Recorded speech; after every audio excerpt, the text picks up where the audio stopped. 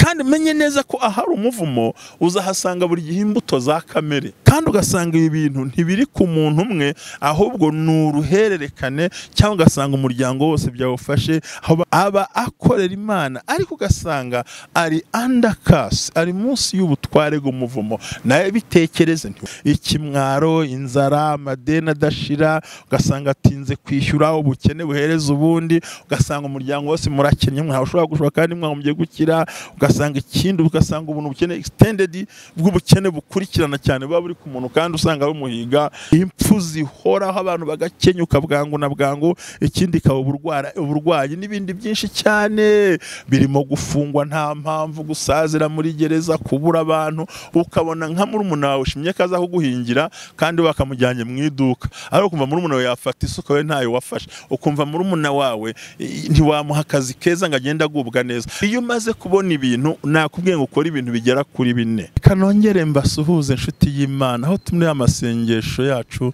y'iminsi 30 dukomeye dusenga Imana, ngira ngo barakwandika iminsi tugezeho.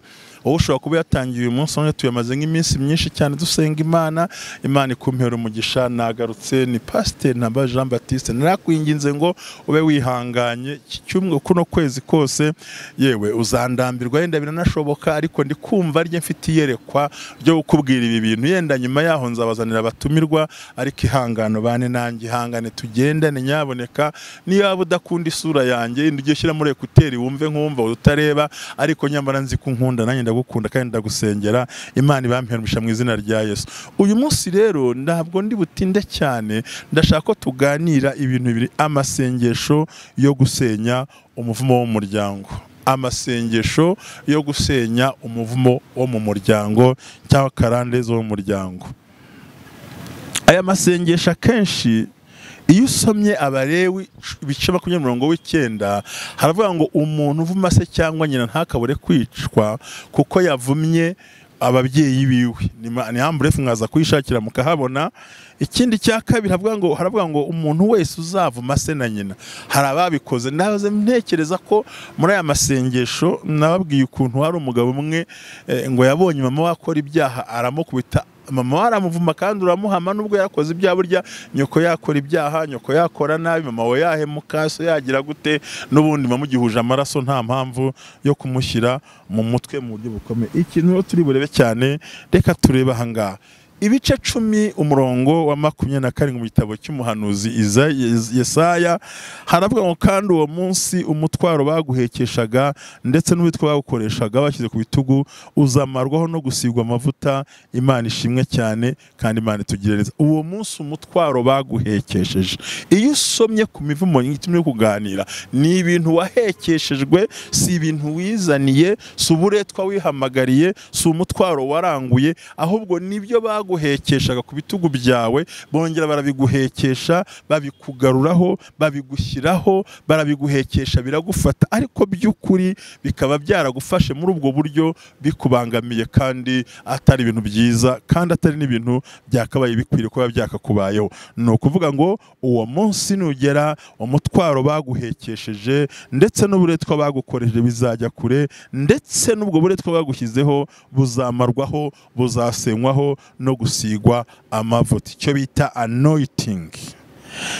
Ubundi umuvumo wo mu muryango twabyita ngo ibibazo by'uruhererekane rwa famiye ruhora rukurikirana buri muntu wari wese, kandi ugasanga byanze gukemuka ha mu mibereho. Hanyuma rero gusenga no kwibohora bikaba intwaro imwe ituma ubreakinga cyangwa usenya izo karande, cyane cyane kugira ngo n'ibyaha byigireyo.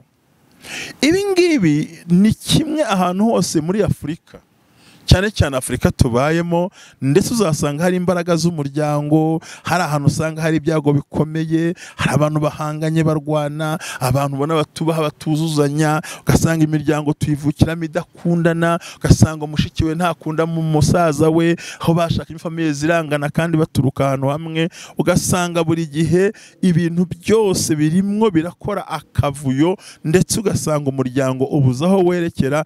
Ariyo mpamvu usanga bikora gikomerera abantu benshi cyane, bakabana n'uwo muvumo, bakarana Karande, ugasanga kumanyagura cyangwa gusenya iyo mivumo ku bugingo bwabo birabananiye. Nyamara Yesaya yavuze ngo umutwaro baguhekesheje n'ubure twakoreshaga ngo kuri uwo munsi uzemerwaho no gusigwa. Byumvikane ko ni ibintu utizaniye, ni ibintu utihamagayemo, ahubwo ni ibintu wisanzemo. Rero kuri uyu munsi w'amasengesho ndagira ngo ufashe dusenye uwo muvumo wo mu muryango ugukurikirana, kuko usanga buri gihe ari bya bintu bimwe, ari bya bibazo bimwe, bwa buzima bumwe, kuva ku wa mbere kugera ku wa mukomeza ubwo buzima mubamo cyane bukaza kubagora. Rero buri gihe umwanzi akunze kwigaragaza mu miryango y'abantu ndetse mu buryo buri negatifu, yarangiza akazana ibibazo byinshi cyane bishingiye kuri destiny z'abantu. Ugasanga ba muryango barize, nta kazi, bani beza, ntibashaka, bari beza n'iki. Rero ko twamaze kubona za ntambwe 10,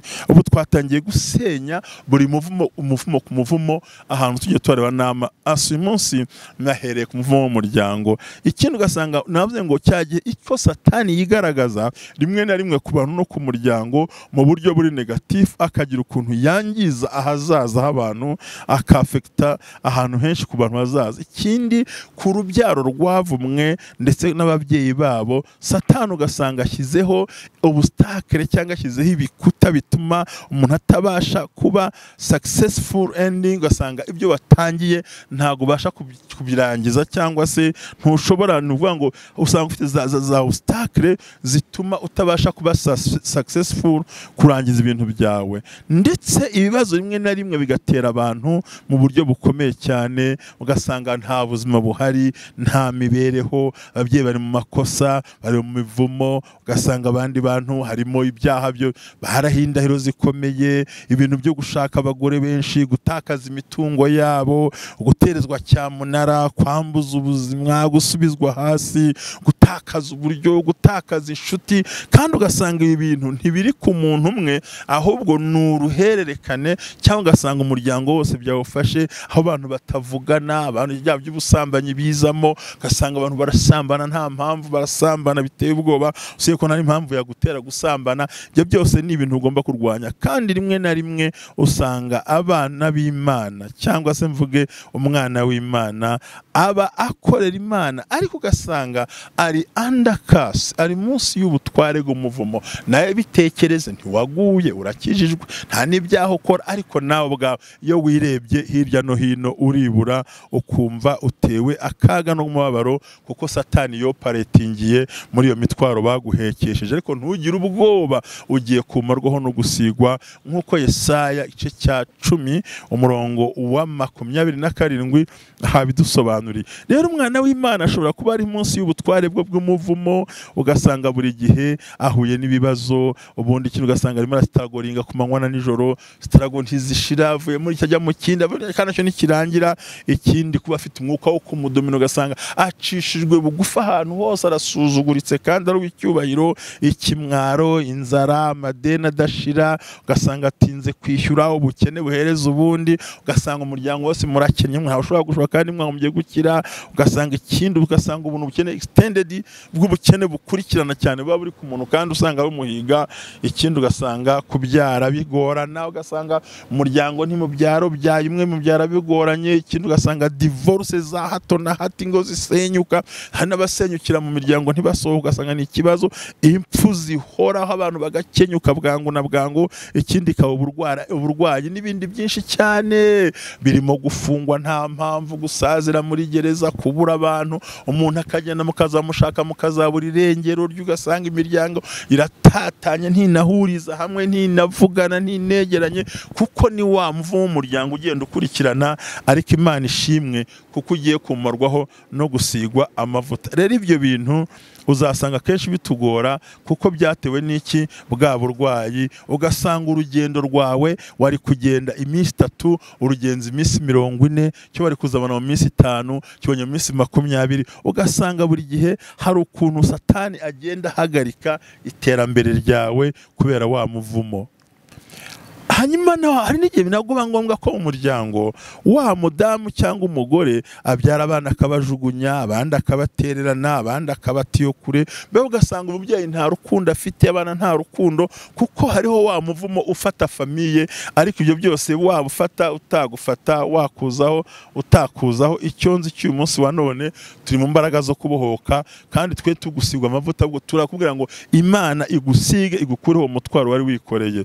Ugasanga wa mwana we yatakaje abana be, ndetse kubagaburira byamunaniye. Kubera iki? Hari imbaraga z'abarozi yashingiye kuri fondasiyo y'umuvumo atagiye asobanukirwa, ndetse n'amasezerano yandi yinjiyemo atabizi, cyo twakwita ngo ni family line. Ugasanga unaje gushakamo mutazi ibyo azanye, nawe utazi ibyo uzanye, bikamugora. Ariko ntibigukura umutima, umutwaro wose baguhekesheje Imana izawukuraho kandi izawuvanaho burundu. Rero kugira ngo dusenye imivumo yakaye mu muryango n'ingaruka zayo, tuzakoresha iki? Icyambere, uzashaka ibice 20 umurongo wa 20 havuga ko umuntu wese uzasoma ibice 20.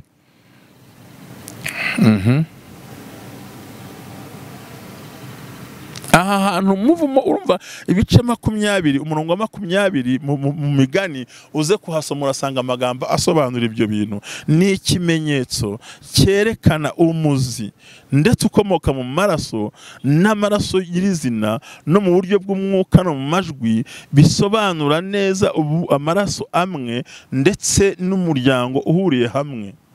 Iyo rero iyo munezero uje cyangwa ubwo buryo buje neza, niho ubasha gutsinda kugira ngo ubashe kwirukana icyo kintu. Icyambere, mumenye ko Yezebeli yinjiye mu bwami bwa Isiraheli, umunsi yinjiyemo nibwo hajemo kwangirika k'umuryango. Ariko iyo umudamu aje ari muzima, ahuye n'umugabo muzima, bashobora kubyara amasezerano kandi yubakitse kandi akora neza cyane. Yezebeli yinjiye mu muryango arawangiza, ariko umenye neza ngo jya usengera ukwinjiyemo kugira ngo Satani atazavaho agira ikintu kigora. Kuko hari igihe ni nko kwaka itara, ni nko kuba ufite urumuri bakarushyira mu mwijima ntubashe kureba kubera ya muryango. Rero uwo muvumo wihariye mu muryango amayeri ya Satani akoresha mu kwangiza ubuzima bwawe, kandi rimwe na rimwe muri famiye nyinshi bakunze kubana n'uwo mubabaro, ukahakinga destiny yabo, ugahakinga ubuzima bwabo, ugahakinga ko bazatera imbere. Rimwe rimwe gateza kuryana, kwangana, guhora mu madeni, gutsindwa, gucika intege, gusuzugurwa, kugira confusion mu gihe babanamo, ndetse no gusanga buri gihe gusenya uwo muryango. Gusenya umuryango biza koroha, kuko Satani hari umuntu yazanye mu bawinjiyemo awushyiramo akavuyo. Rero abantu benshi bari kuhura n'imibabaro kubera umuvumo y'ukuntu babanye n'abandi bantu batabazi, bikaza gukozinga iyo kasi mu kigo cyo kubona umugisha, ukaba uzi ko ugiye kubona amahirwe ariko ntuyabone, kubera ko hari uwinjiye yinjiza ibyo bintu bitari byiza. Rero ni byiza ko mu misengere yacu, mu mikorere yacu, mu mahoro yacu, mu mbaraga zacu, mu kuvuga kwacu, Imana igomba gukora ibitangaza kandi ikiyerekana, kandi igakora ibikwiriye, kandi igakora ibintu bigaragara. Rero ndagira ngo amagambo sinyakubwiye kugira ngo ngutere ubwoba, ahubwo ndakubwiye kugira ngo wigire ikibazo. Menya ngo umutwaro baguhekesheje n'uburetwa bagushyizeho ugiye kumarwa no gusigwa burundu, kandi Imana ikugire neza. Nibyo koko ntarinze najya kure, hari igihe winjiza abantu mu buzima bwawe ukibwira ngo uwo muntu aje ari muzima, ariko kumbi ntabwo uzi icyo rene family cyangwa hakomoka iyo hirya ibyo akuzaniye. Ariko ibyo yazana byose byigukura umutima. Fa kuba wabimenye, wabisobanukiwe, rwana urugamba, shikama, komera, ntucike intege, kandi ukorera Imana mu buryo bukwiriye. Imana zindi gufasha neza cyane. Ndavuga ngo nta byinshi ndibusobanure cyane, ahubwo kiri bukore niki. Icyambere, tera ibintu kubita ubyigizeyo, ntabwo ushaka kuvuga ibintu byinshi cyane. Hari amagambo ukwiye kuvuga. Icyambere, ugomba gusenya urufatiro no gusenya icyakwibiye umugisha, no gutwika no kwangiza ibintu byose byagiye biguhemukira. Ndavuga ibintu by'abadayimoni, ibyo wambaye, ibyo wabonye byose wagiye ukora, imihango wagiye ukorerwa, ukabitwika bikabiva mu izina rya Yesu Kristo, Umwana w'Intama w'Imana. Iyo ni intambwe ya mbere ituma ubasha gutsinda. Kabiri, ugomba gusenga Imana Imana uzamuye ibiganza ukavuga uti Imana ntabara, hindura umuryango wanjye mu izina rya Yesu, hindura imikorere, hindura imibereho, atuza akakanwa kawe, nibyo tuzakomeza kandi Imana izakugirira neza. Hamagara umuriro w'Umwuka Wera kugira ngo usenye imigambi ya Satani, kuko hari abadayimoni bakumvirije bakumonitaringa aho ugiye naho ujya hose. Bisenye cyane kandi uvuge mu izina umuryango we n'abawugize, ariko usoreze kuri the name of Jesus, kuko nta handi uzasenya,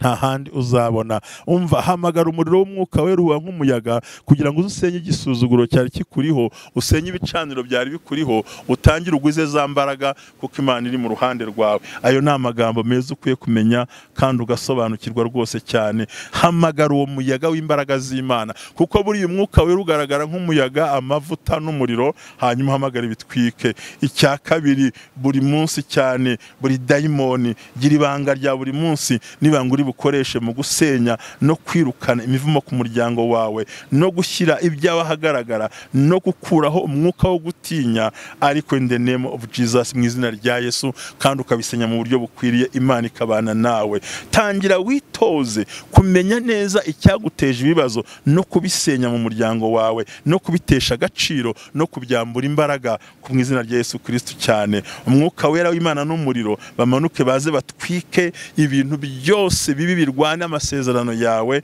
kandi byatuza akanwa uhora uvuga muri famiye, Imana izabikora kandi uzagubwa neza. Ndaya nkubwira ikindi cya kabiri, umuriro w'Umwuka Wera nuroketing, numenye neza aho umwuka muburi wa imbaraga z'abadayimoni, maze umwuka Wera usenye intwaro za Satani zose, ugukize, ukize umuryango wawe, ndetse unagukize utabarwe. Ndagusaba ikintu gikomeye cyane, menya neza, menya neza ikiganza kibi cyose n'ururimi rwose rwakuvuze, vuga ngo rusenyuke mu izina rya Yesu. Tangire winjire mu masezerano akwiriye, kuko umuntu asenya umuvumo w'umuryango. Ntabwo twabirangiza, ntabwo byadukundira, ntibyanadushobokera, ntibyanatwemerera. Bisaba ko buri gihe ugenda usoma ukabyumva, ntabwo twayirangiza yose. Ni ibintu birebire nashatse kugusoma kugira ngo ibyo bintu byose ugenda ubyumva.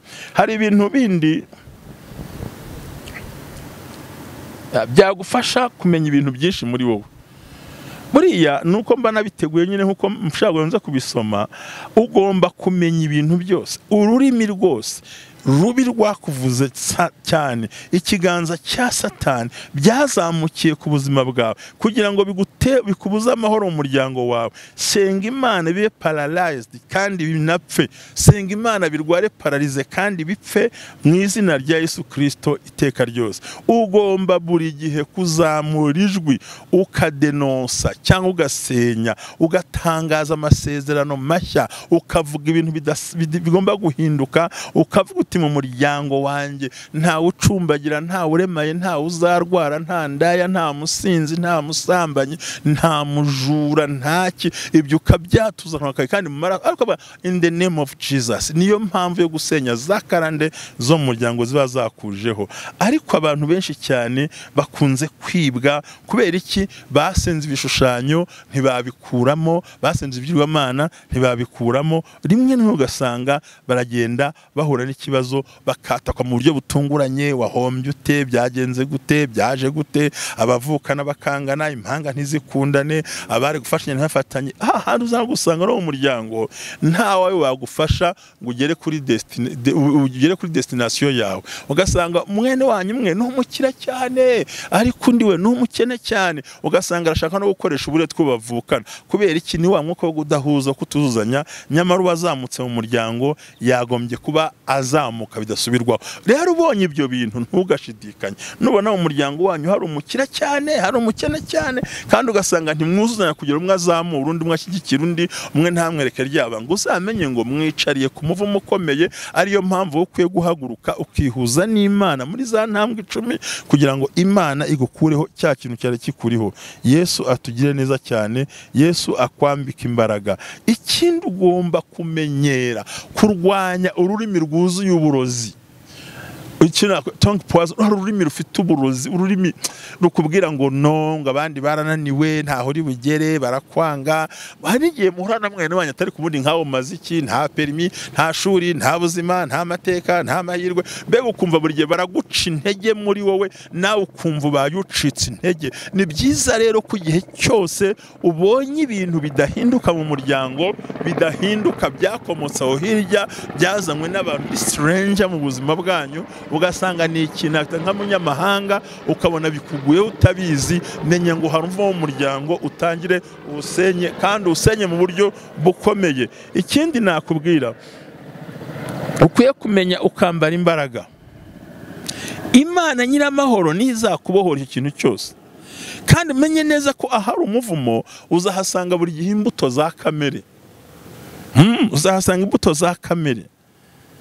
Kandi hari umuvumo uzahasanga abantu batongana, barwana, nta kubahana, nta kugendana, bafite imbaraga mbi, baryana inzara, babeshyerana, batukana, bacirana, basuzugura abandi, kuko hari wo mwamuka w'umuryango wo gusuzugurana, ukabona nka murumuna wawe ushimye kaza kuguhingira kandi bakamujyanye mu iduka, ariko kumva murumuna wawe yafata isuka we ntayo wafashe, ukumva murumuna wawe ntiwamuha akazi keza ngo agende agubwa neza. Rero nagira ngo dusenge Imana uyu munsi, Imana ibane nawe. Iyo umaze kubona ibintu, nakubwiye ngo ukora ibintu bigera kuri 4. Icyambere mu kanwa kawe ugomba gukora, saba umwuka wera akwereke location y'ibigutera, ubidestroying mu izina rya Yesu. Icyo uzavuga cyose kivuge mu izina rya Yesu, icyo uzasenya cyose gisenye mu izina rya Yesu. Nanjye wongere usabe Imana locating blessings cyangwa umugisha ahantu uherereye, wongere ubisenye mu izina rya Yesu. Icyakane, menyereza kumva ko uwo muhuye ataje ari marayika, ugomba gusenga ugatera paralize imigambi y'abadayimoni, ukabasha kubohoka. Ibyo nubikora uzabohoka, kandi Imana izakugira neza. Ikindi ukwiye gukora, shaka umuntu usobanukiye bino bintu, icyo akubwira ugikore, icyo akumva kumenyesha ugikore. Hari abashumba benshi ku isi yose, hari abavuga butumwa bakozi b'Imana. Nanjye ubwanjye wahamagara, uramutse ubonye ko ubona ko ukwiye kumpamagara, ndahari kugira ngo dusenge ibintu. Kandi muri minsi 30 mu masengesho tumaze gukoraho iminsi myinshi, muraza kuyibona, tumaze kuvanaho. Yesu aguhe umugisha. Ukeneye gusengana natwe, duhamagara, yandikishe kuri nimero, turakubwira uko uza kubigenza ngo dukurikire, kandi Imana ibahe. Murakoze mwese, mugire ibihe byiza, Imana ibarinde, Imana ibakomeze. Ciao ciao. Reka babwire ngo muri abantu Imana yahamagaye, ariko ndifuza ko mbere yo kubasezera mbanza nkanabasengera. Uruwera mu izina rya Yesu, lekotande play kano kanya mwami, shenya ibihome byose by'abadayimoni byarwanya ubwoko bwawe, kandi uhereye none amavuta yawe abazeho, imbaraga zawe zibazeho, gukora kwawe kubazeho, gutangaza kwawe kubaze, ubashyigikire, ubegere, ubakorere ibitangaza, ubaremere ibikwiriye, ubambike gukomera mu izina rya Yesu. Shenya ibihome byose, kandi ukwiyambaza wese yatura amagambo, ubane nawe. Ndagushimiye ku Yesu Kristo umwami wacu, amen. Ndabakunda. Shalom shalom. Imana ibampera umugisha. Iyi nkuru wiyigira ibanga, hereza mugenzi wawe, hereza umuturanyi, nubwo atabisoma ariko bimuhereze, kandi ukore comment hasi, ukore na like, unaduhamagare, unadutera inkunga, utubaze uko bimeze, tubwire icyo gukora. Hago umugisha Imana. Murakoze. Turabasezera hamwe n'umukamena barabasezeye ngo Yesu Kristo umwami wacu, amen. Shalom shalom. Muri abantu beza, muri abantu b'igikundiro. Bye.